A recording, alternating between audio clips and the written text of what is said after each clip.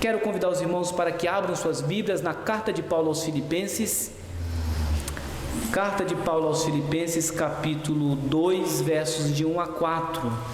Aproveito a oportunidade para agradecer aos irmãos que nos assistirão posteriormente na internet. Filipenses, capítulo 2, versos de 1 a 4. Eu farei a leitura, peço aos irmãos que acompanhem atentamente em suas Bíblias.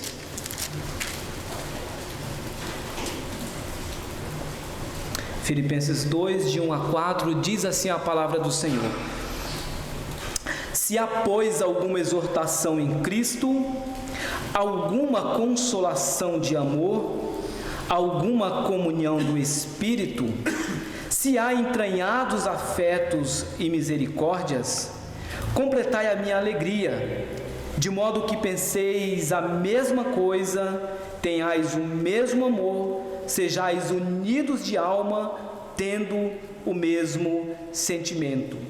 Nada façais por partidarismo ou vanglória, mas por humildade, considerando cada um os outros superiores a si mesmo. Não tenha cada um em vista o que é propriamente seu, senão também cada qual o que é dos outros. Bendito Deus, fale ao nosso coração nesta noite, que sejamos edificados por Ti mesmo. É o que nós te pedimos em nome de Jesus. Amém. Meus irmãos, certamente nada pode ser mais destruidor à vida de uma comunidade do que cada membro ou cada pessoa que está ou que faz parte dela caminhar para lados diferentes. Veja, a causa muitas das vezes das discórdias que ocorre dentro da comunidade da fé, a raiz dessas discórdias em muitas situações está o orgulho, o egoísmo, a falta de humildade, o desejo de não corrigir-se. Quando duas ou mais pessoas insistem em fazer as coisas a seu modo, inevitavelmente essas pessoas entrarão em conflitos e isso resultará em disputas muitas vezes. Quando nós pensamos acerca de unidade, nós entendemos, olhamos para as Escrituras, e o apóstolo Paulo mesmo nessa carta vai dizer que a unidade da igreja é uma responsabilidade de todos nós. Não é da liderança, em qualquer denominação, não é da liderança, não é do pastor, mas a preservação da unidade é uma responsabilidade de todos os cristãos. E por que Paulo está falando sobre isso? Porque Paulo começou na sua época, apesar da igreja de Filipe ser uma igreja boa, uma igreja que estava em ascensão, como toda e qualquer igreja, a igreja de Filipe não era perfeita. A igreja de Filipe era uma igreja que dentro dela fazia parte pessoas que são pecadoras. Aliás, se os irmãos leram, se não, eu vou ler na íntegra. Recentemente eu li um post do reverendo Jeremias Pereira, que eu vi algo muito interessante, quando o tema do seu post era: sem participar de uma igreja você não desenvolve plenamente sua vida cristã.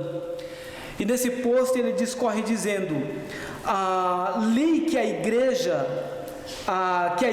lembra um oceano, é enorme e diversificada. Há pontos cristalinos, outros gélidos, e outros que você corre perigo de ser tragado por um buraco brutal. Também é lindo e propício para aventuras exponenciais.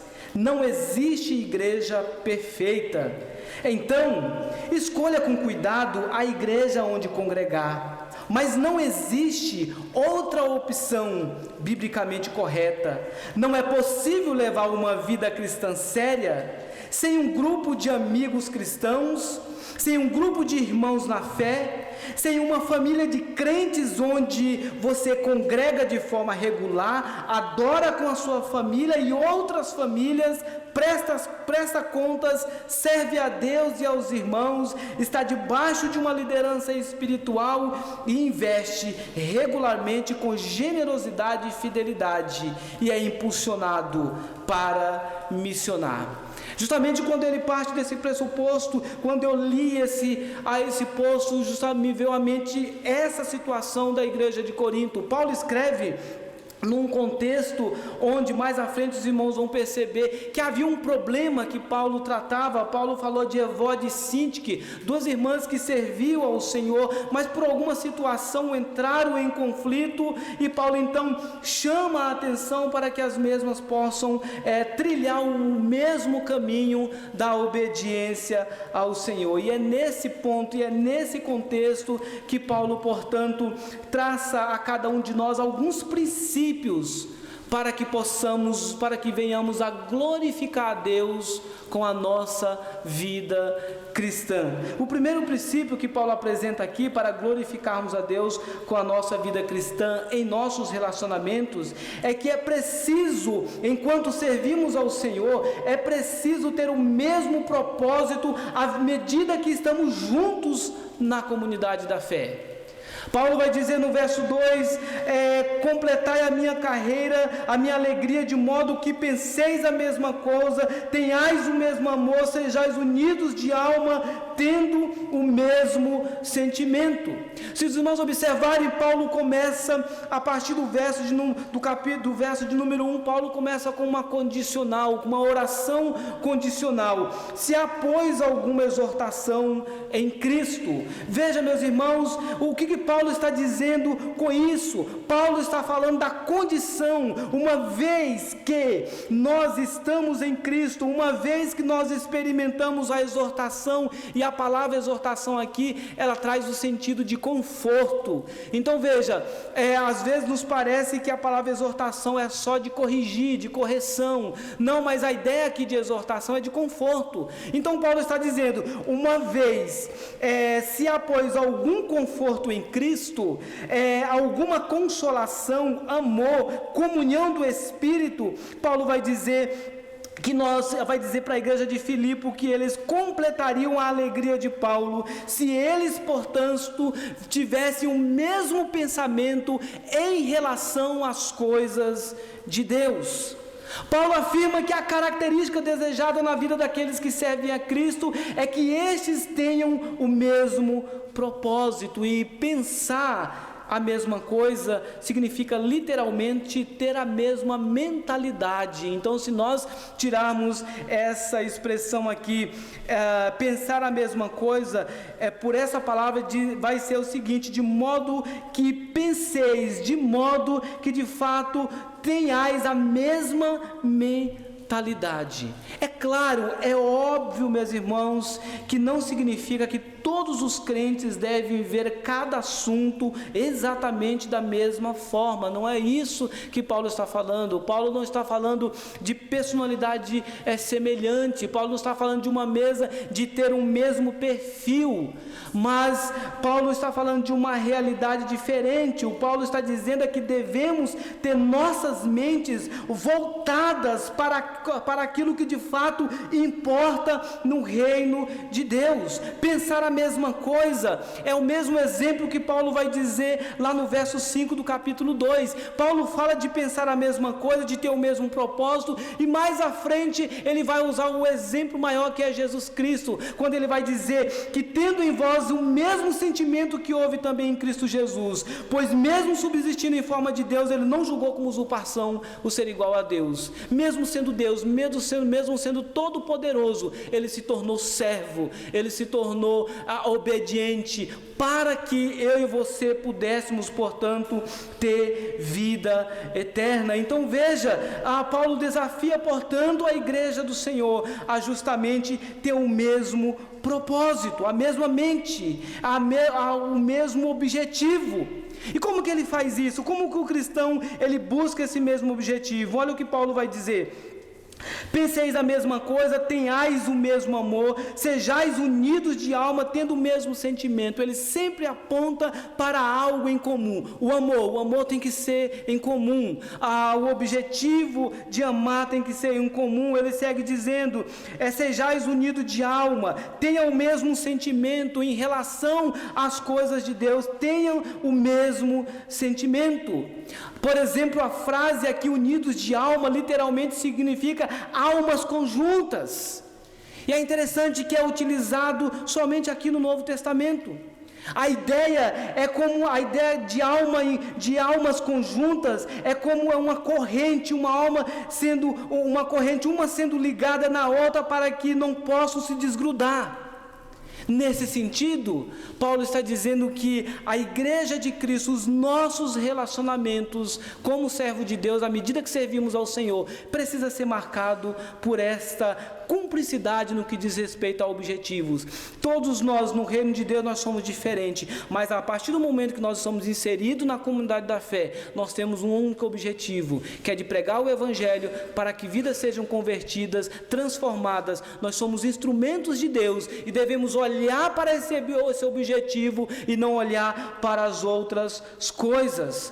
Veja, meus irmãos, que nenhum cristão, e Paulo chama para essa unidade, para se unir-se uns com os outros, porque o fato é que nenhum cristão pode viver de forma independente. Nenhum cristão, por mais que queira, conseguirá viver de forma independente. Ao contrário, o cristão deve viver em harmonia com Cristo. E quando eu vivo em harmonia com Cristo, o natural é que eu busque viver em harmonia com meus irmãos.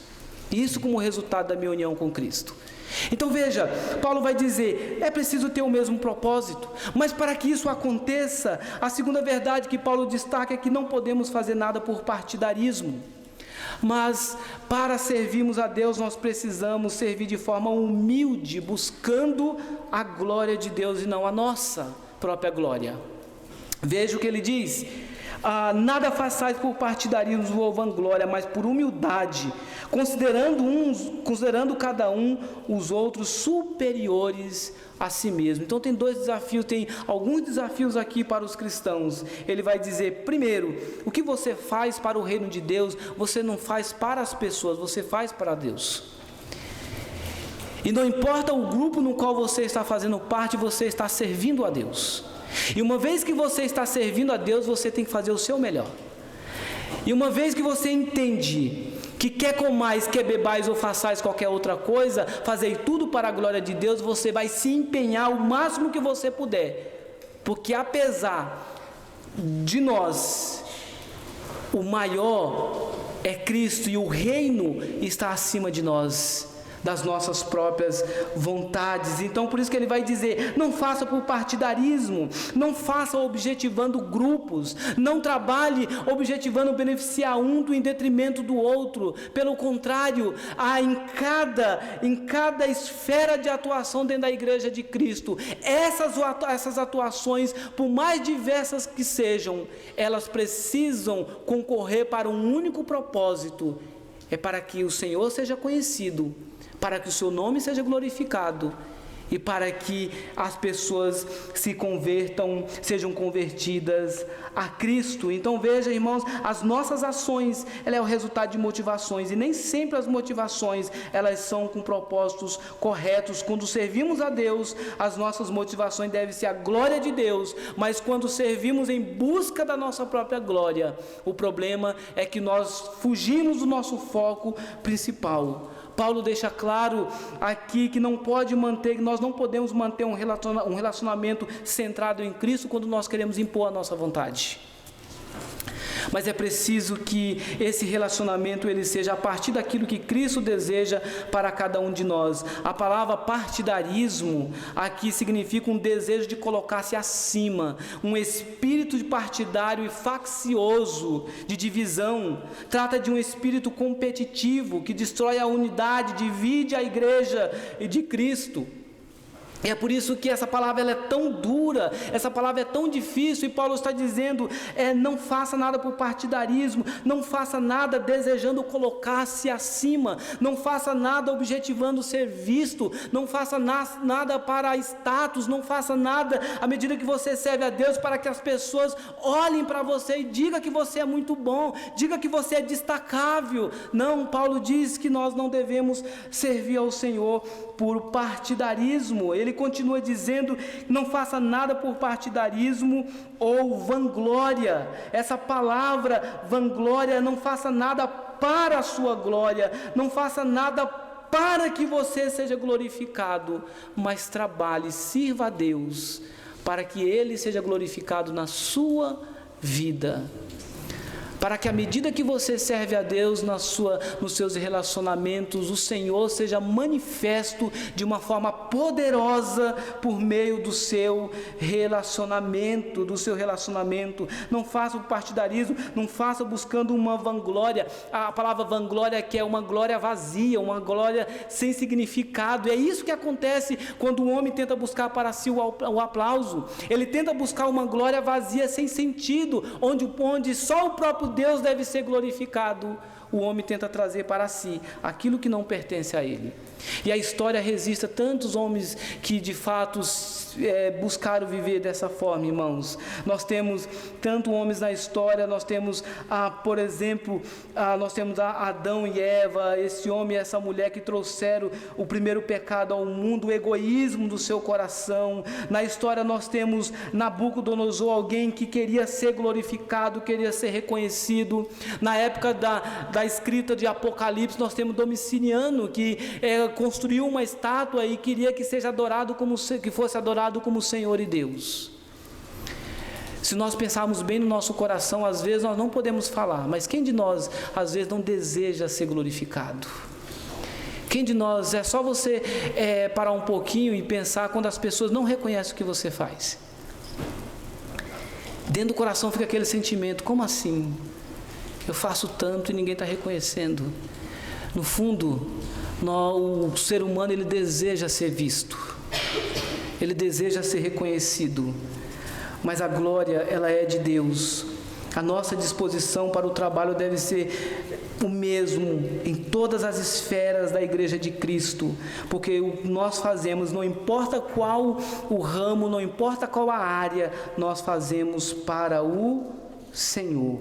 Não devemos fazer por vanglória, por arrogância, não devemos fazer isso. E Paulo vai dizer, pelo contrário, ao invés de fazer buscando partidos, ao invés de fazer buscando a glória para si, ele vai dizer, ele vai usar uma oração adversativa aqui. Mas, ou seja, ao contrário de você viver dessa forma, Paulo vai dizer, não faça as coisas por partidarismo, mas por humildade, considerando o outro superior a si mesmo. Talvez esse é um dos maiores desafios para o cristão, é justamente considerar o outro superior a si mesmo. Muitas das vezes entender que o outro é melhor do que você em muitas situações, de que o outro faz melhor do que você, e de que você não é bom em todas as coisas. O problema é que o nosso coração egoísta muitas das vezes não quer reconhecer isso, não quer reconhecer de fato as nossas limitações, as nossas falhas. Por isso que Paulo vai dizer que é preciso ter uma atitude humilde diante do Senhor. Deus usa tremendamente aqueles que são humildes. Ele já dizia que o Senhor abate os soberbos, mas dá graça aos humildes. A palavra humildade aqui significa ter uma opinião humilde de si mesmo. Humilde de si mesmo. É a mesma ideia que Paulo vai dizer em Romanos, capítulo 12, quando ele diz no verso 3, não pense pela graça que me foi dada, digo a cada um de vós, não pense de si mesmo além do que convém, antes pense com moderação, segundo a medida da fé que Deus repartiu a cada um, ou seja, seja humilde, seja moderado. É isso que Paulo estava dizendo para os filipenses. Não tente se vangloriar, mas a humildade é reconhecer de fato que você depende do outro, que o outro pode acrescentar na sua vida. Não é só você que acrescenta, não é só você que ensina, não é só você que faz, mas o outro pode fazer muito mais na sua vida também. Isso é humildade, mas por humildade considerando o outro superior a si mesmo. O Senhor Jesus, quando ele foi dar um exemplo de humildade, os irmãos devem se lembrar dessa passagem, ele tomou uma atitude que era considerada apenas de escravo, quando ele lavou o pé dos seus discípulos, e ele disse que fez isso para dar exemplo. Muitas vezes a sociedade nos impõe a busca de status, mas o Senhor requer de nós servir com humildade e dependência. Não pense de si mesmo além do que convém. Pelo contrário, é a terceira verdade: não pense apenas em si, mas pense no outro. Então veja que Paulo vai dizer: é preciso que nós tenhamos o mesmo propósito, é preciso que nós sirvamos ao Senhor não por partidarismo ou buscando a nossa própria glória, mas Paulo diz que é preciso servir ao Senhor com humildade, olhando para o outro como alguém que pode ser superior a você, e não tenha cada um em vista o que é seu propriamente, mas senão cada qual do que é do outro. Aqui não tenha cada um em vista significa preste atenção, preste menos atenção em si mesmo e busque prestar mais atenção no outro. Preste atenção em si, menos em si. Não tem cada um em vista o que é ser. Uma sociedade, irmãos, marcada pelo egoísmo, individualismo, isso é algo que deve nos avaliarmos a cada dia, pensar só nas suas coisas. Não é isso que a Bíblia diz. A Bíblia diz assim, pense no outro. Não pense só dizendo, olha, é o que eu quero, é o que eu desejo, é a minha vontade, é o que eu quero fazer, esses são os meus planos, essa é a minha vontade. Paulo está invertendo a ordem das coisas aqui. Ele está dizendo, não pense em si, mas pense no outro. O que o outro precisa, como que eu posso ajudar o outro, de que forma eu posso ser uma bênção na vida do outro. Pensar só nas suas coisas, não, mas no outro. O problema é que a insensibilidade tem marcado os nossos dias constantemente. Quando nós olhamos para a história, a igreja de Atos é um modelo de igreja em que os cristãos viviam dessa forma. Eles não pensavam em si, mas eles pensavam no outro. A Bíblia vai nos dizer lá que nenhum necessitado havia entre eles, porque à medida que eles tomavam conhecimento da necessidade, o que eles faziam? Eles auxiliavam mutuamente uns aos outros. E por que eles faziam isso? Eles faziam isso em consequência de terem um encontro com o Senhor Jesus Cristo. Nenhum necessitado havia, porque eles não pensavam só nos seus próprios interesses, ou, me permita usar a palavra, eles não pensavam só nos seus umbigos, só em si mesmo, nas suas vontades, mas eles pensavam no outro. Não é como serei beneficiado, não é como serei abençoado, não é como terei vantagem nessa situação, não é como eu vou ser bem sucedido nessa minha situação, mas o contrário, como posso abençoar a vida do outro? Como posso ser um instrumento de Deus para o alívio do sofrimento do outro? Como posso ser um instrumento de Deus para ajudar o que sofre, o que chora, o que passa por necessidade?